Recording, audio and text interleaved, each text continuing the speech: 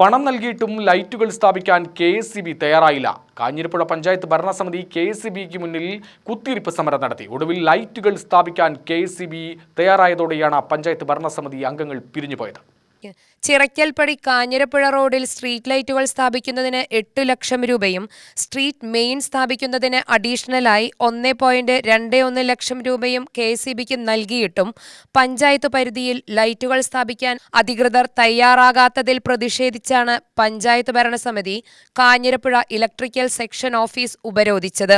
ഒടുവിൽ ലൈറ്റുകൾ സ്ഥാപിക്കാൻ KSEB തയ്യാറായതോടെയാണ് പഞ്ചായത്ത് ഭരണസമിതി അംഗങ്ങൾ പിരിഞ്ഞുപോയത്. 8 ലക്ഷം രൂപയാണ് നമ്മൾ വകയിരുത്തിയിരിക്കുന്നത്. സൂപ്പർവിഷൻ ചാർജായ 1,21,000 രൂപ സൂപ്പർവിഷൻ ചാർജ് അടക്കം 9,21,000 രൂപ നമ്മൾ അടങ്ങൽ തുക വെച്ചുകൊണ്ടാണ് കാഞ്ഞിരപ്പുഴ ചിറക്കൽപ്പടി റോഡിന് സ്ട്രീറ്റ് ലൈറ്റ് ഇടുവാനായിട്ട് തീരുമാനിച്ചിരിക്കുന്നത്. വളരെ മോശമായ രീതിയിലുള്ള പെരുമാറ്റമാണ് നമ്മുടെ KSEB-യുടെ ഭാഗത്തു നിന്ന്.